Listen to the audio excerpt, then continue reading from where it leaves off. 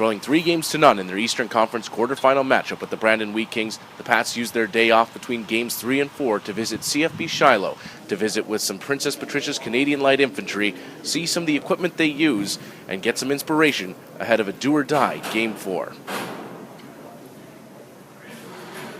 After a short tour, it's time to go behind the scenes and get hands-on with the tools of the trade of the Princess Patricia's Canadian Light Infantry. Some guys got to carry that in for a whole long time and not be found. You know, it's eye-opening. It's intense. It's something that, we didn't expect to see, but, I'm glad we've seen it. So it's good to be here, and it's good to see what these guys do.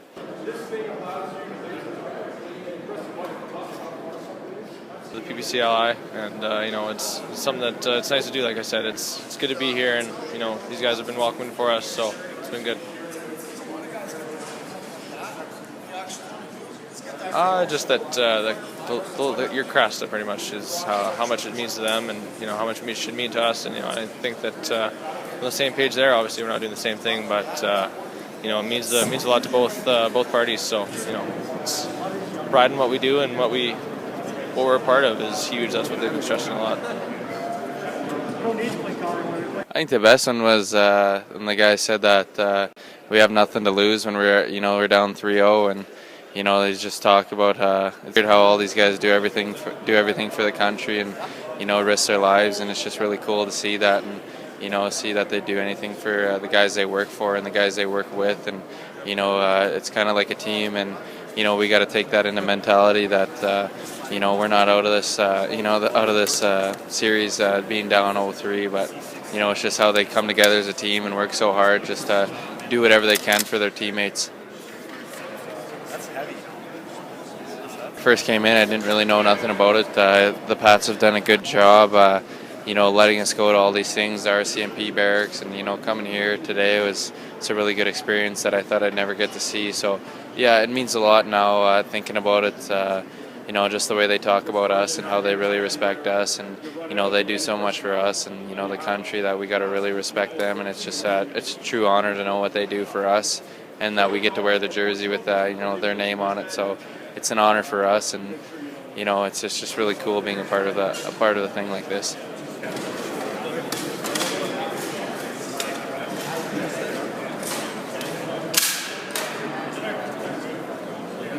Well, it's a tremendous privilege to host the Regina Pats here at the 2nd Battalion. We realized in the last couple of hours how very much we have in common, from our initial lineage back to 1917. Through to how we do battle on the ice and in the battlefield, that we have so much in common. So it's great to have the opportunity to host this fine team. In this year of the PPCLI Centennial, having the opportunity to do so many events with the Regina Pats in such a public forum really means so much to us, and reminds us why it is that we serve Canada and why we perpetuate our values.